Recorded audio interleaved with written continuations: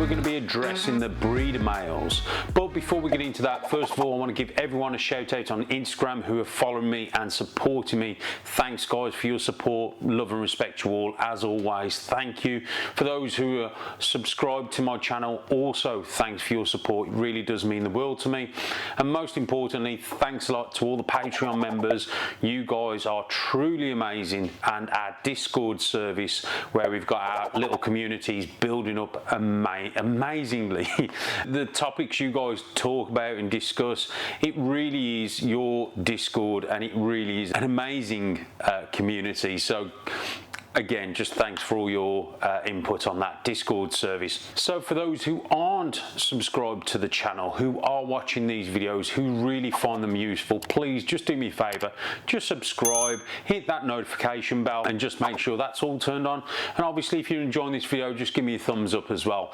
You can also follow me on Morph Market, which I would also advise, because when we start doing the cutting videos and I'll start sharing that with you guys, a lot of you will obviously want to know what's going up for sale. So make sure you hit that Morph Market follow button, then you'll know when I upload anything for sale. So today's video is all about breeding males. Now I did do a video a few weeks back about breeding females, some secrets and tips and little bits and pieces, and I've had tremendous feedback from that. So this is going to be a kind of a part 2 regarding breeding males. If you haven't watched the breeding female secret video, click that link. I think it'll be above here. Yeah, think so. Go and watch that video, then come back and watch this. Okay, so let's get into it. Breeding males.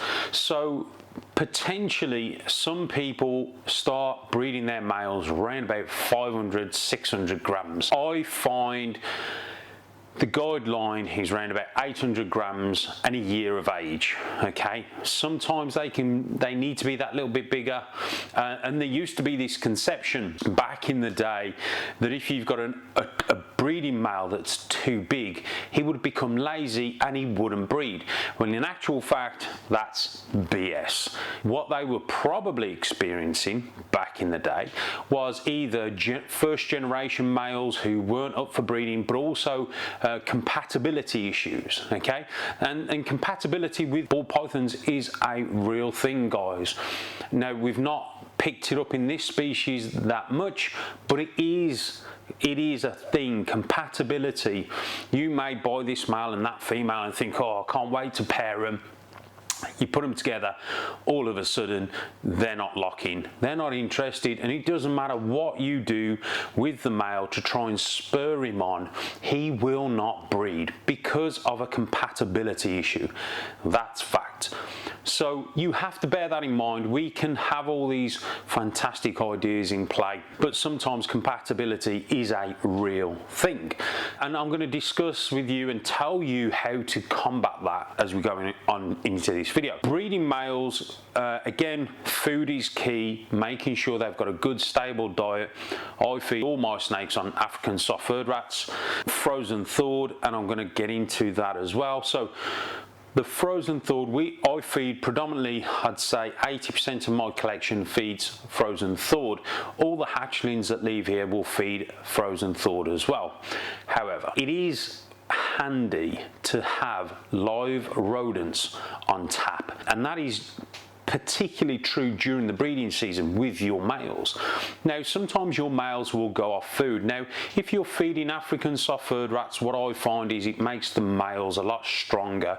Their breeding seems to be a lot stronger as well, and they tend to bounce back. Like I spoke about with the females, the bounce back issues are very few and far between. I believe African soft-furred rats, feeding your snakes, or this species African soft-furred rats, is key as well to breeding. What I do when the males may go off food, or they may not show that interest, I'm always one, and I've said this before, lowering the size of the prey item.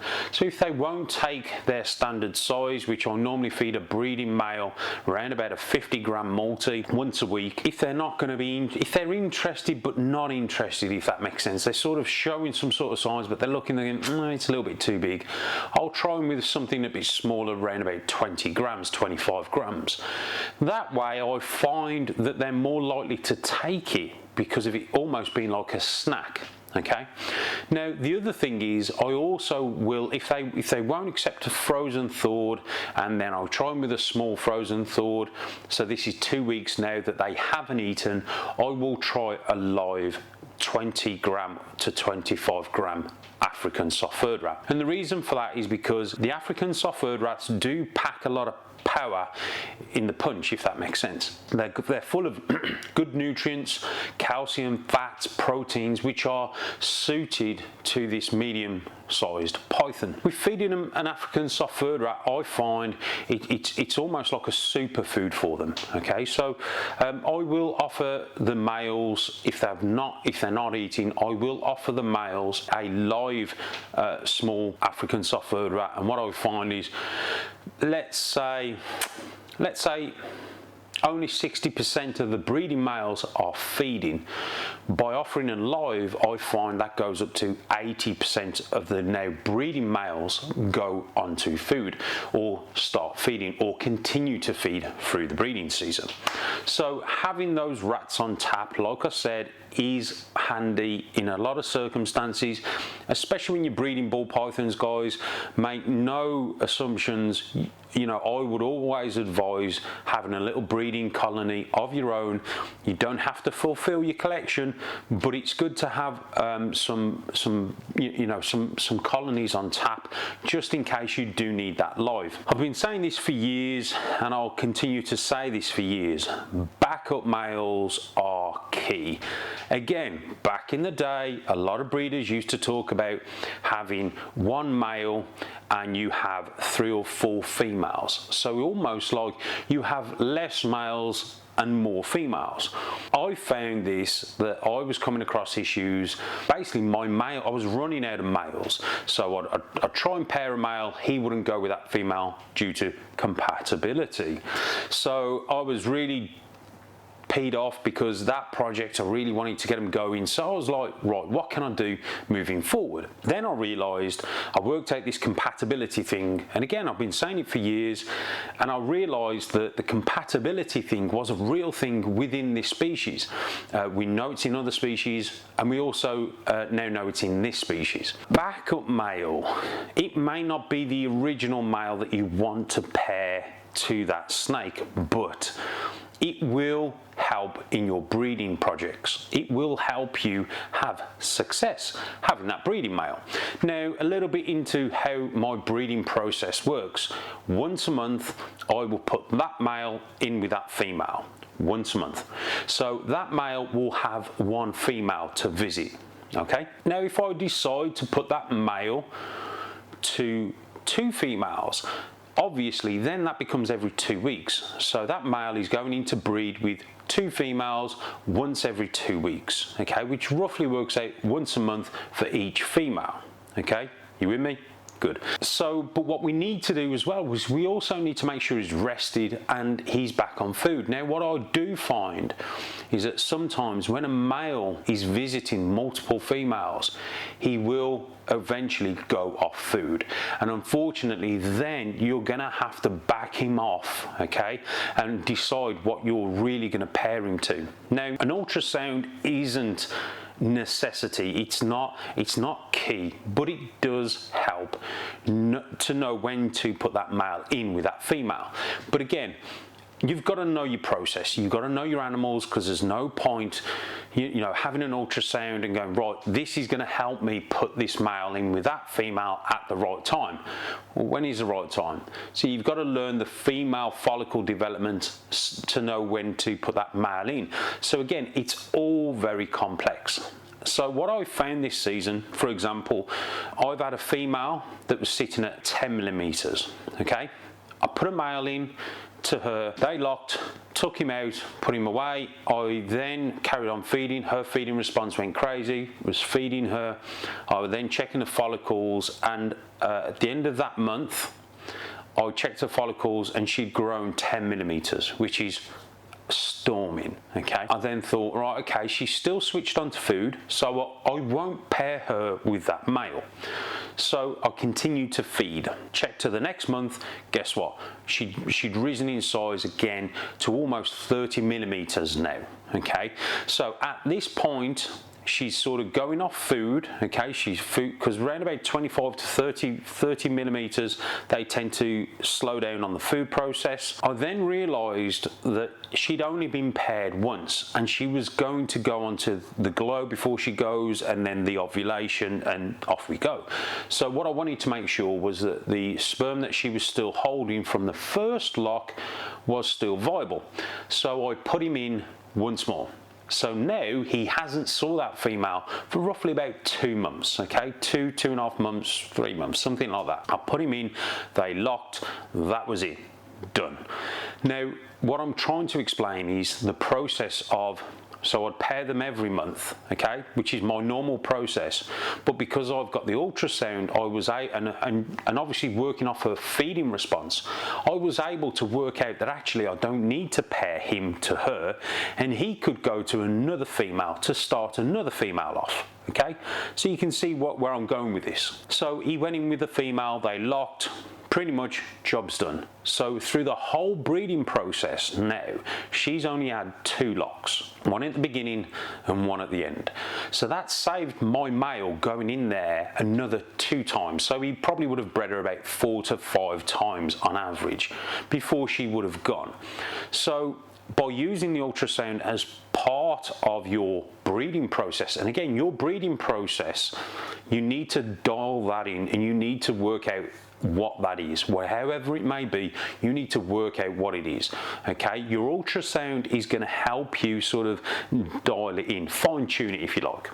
So because that male was able to have a good break, I was able to put him in with other females, which meant he now was working with another female, and the first female that he was working with, she's sort of done and dusted, that's all good. That's fantastic and great, and there are some different scenarios because not all the ball pythons that you may have react the same way. That's one instance, okay? So if your breeding male is starting to breed and goes off food, again, use him very sparingly, because I'll tell you now guys, if you're not careful, your breeding males will die, and they will just die even if you've only bred him a few times to one female. You know, once he knows his job is done, pretty much in the wild, they would die. Okay, that's part and parcel of breeding, guys, and it's a horrible fact and it's not nice, but it happens, and you need to be aware of that, okay? Because you need to be aware of what's going on and prepared. You know, fail to prepare, prepare to fail. So what we want to do, we want to make sure that these males have something to go on to after the breeding process. What you will have is, like, some of my best males are actually like round about 1,200 grams feed every week, and they will breed a hose pipe if you let them. You know, they are so powerful at breeding that because they continue to feed, they're still taking big size Maltese or African soft-furred rats, and they're still breeding really, really well and continuing to do what they want to do, if you like. You know, put them in with a female, they'll breed. So you will get those males that don't really have a compatibility thing. They go in and they're very alpha male, like they'll go in with a female, they'll boss them around and tickle them and this sort of stuff, and basically they'll end up locking. So those back in the day when they used to talk about bigger males, you know, bigger heavy males not locking, it wasn't true. I've never experienced that. I've always found quite the opposite. I've found the bigger the male was, I found the more he would breed and the more chances of success I would have from him, because he would still continue to feed. There's different situations, and again, every snake is slightly different, but your breeding males, you really do need to nurse them and mother them through the breeding season. Now, like I said, compatibility is a thing. So if you put a young male or a first-time breeder in with a female, she may not like him because he's not an alpha male, let's say. and he may not know what to do. So it's kind of like that. You will also have that, like I said, the situation where it's a compatibility thing, where the male and the female just are not compatible, and they just won't have it. And sometimes what you'll find as well is that, again, a young breeder male may be locked, but he's not actually passing on his sperm. He's kind of firing blanks, if you like. He's kind of practicing. He's locking, but he's not doing the job. But what it can do, it can spur the females into thinking that he's doing the job because he's locked and he's tickling her and this, that and the other, and she will continue to feed quite heavily. Jumping back to backup males.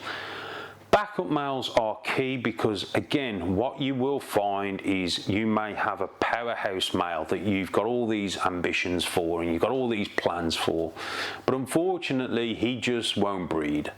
So what I like to do in that instance, I like to have a backup male with very similar genetics. Okay, so take this for example. I've got a Super OD Mojave Enchi Firefly Het Clown. Okay, that's the original male. I've also got his son. His son is a pastel, so did I mention pastel? So pastel, yeah, because he's Firefly. So he's a Super OD Mojave Enchi Firefly Het Clown. Okay, his son is a pastel Enchi OD Mojave Clown. Okay, so he's got 2 less genes than his dad because he's only got 1 copy of OD and he's not carrying fire, but he's a visual clown. So obviously him being a visual clown, you're going to raise your odds, so you're going to want to use him.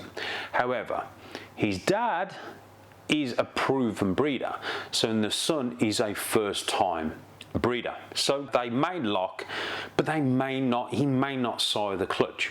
So having the dad as a backup is going to make a massive difference, and he's going to at least give you some sort of result, if you like, in that project that you're trying so hard.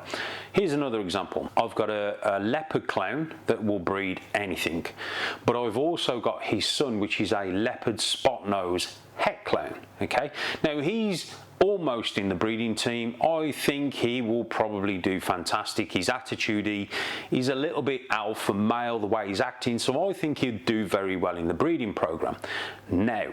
And he was last year's baby, early last year. However, I feel that he may be firing blanks, so the longer I can leave him and let him mature, the better.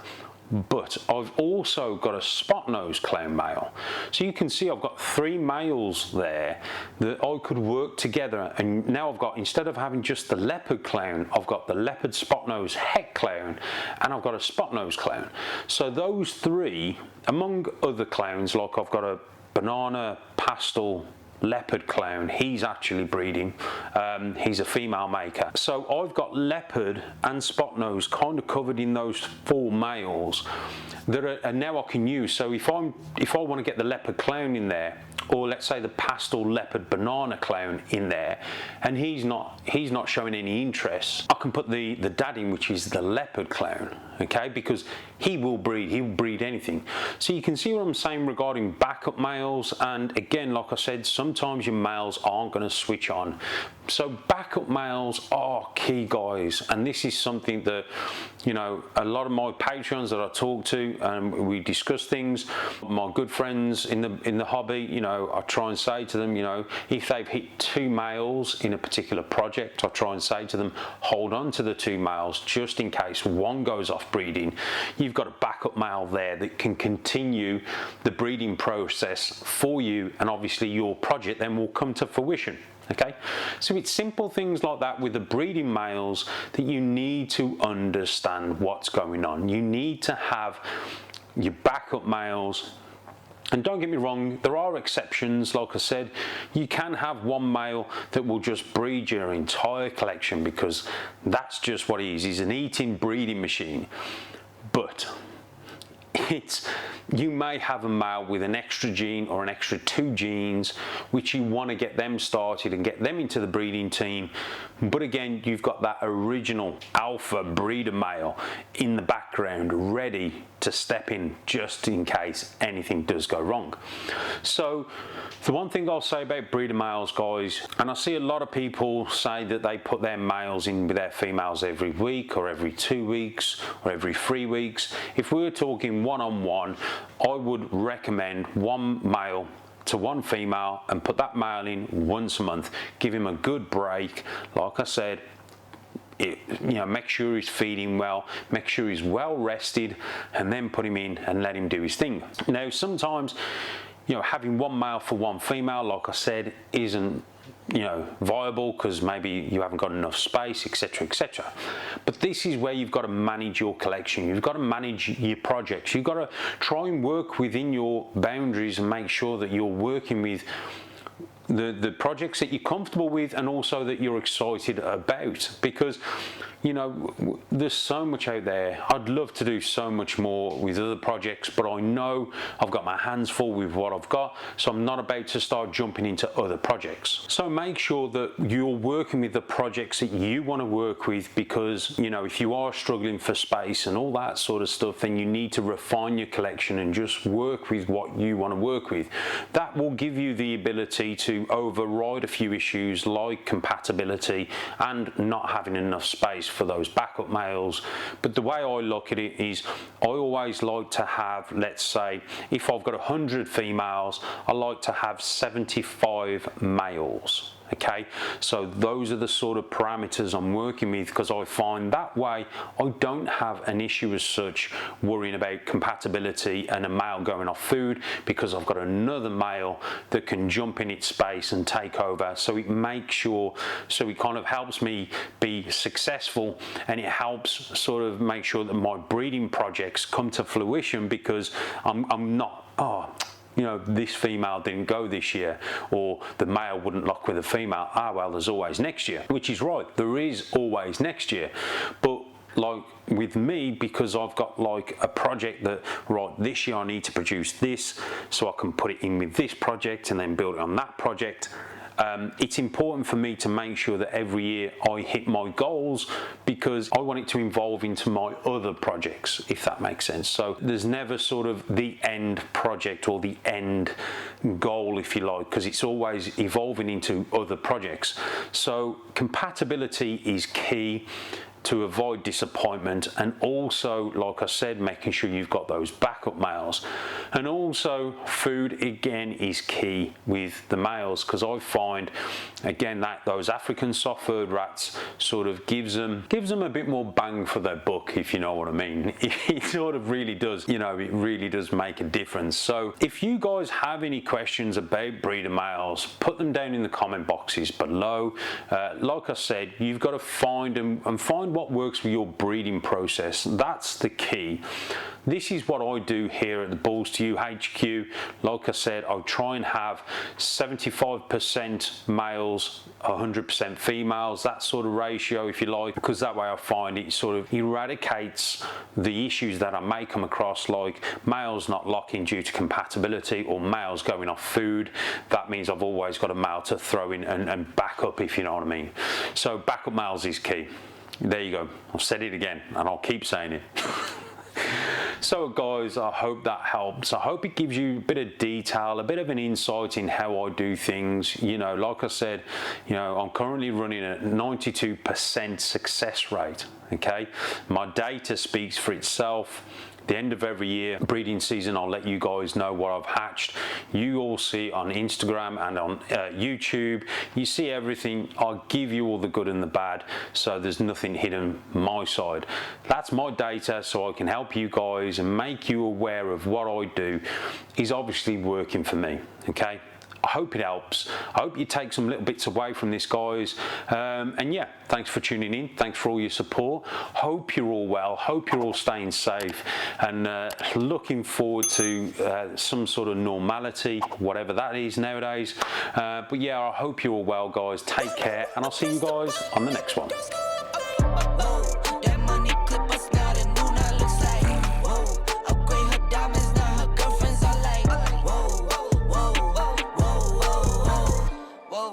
I hit record, it drop, you can't ignore it.